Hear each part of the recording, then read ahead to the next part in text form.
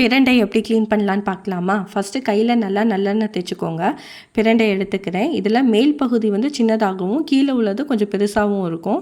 இப்போ அந்த ஒவ்வொரு பீஸாக நான் எடுத்து கட் பண்ணிக்கிட்டு அதில் 4 சைடும் இருக்கிற கொஞ்சம் கருப்பாக நரம்பு மாதிரி ஒரு இது இருக்கும். அதை மட்டும் நம்ம கத்தியில் வந்து எடுத்துக்கலாம்.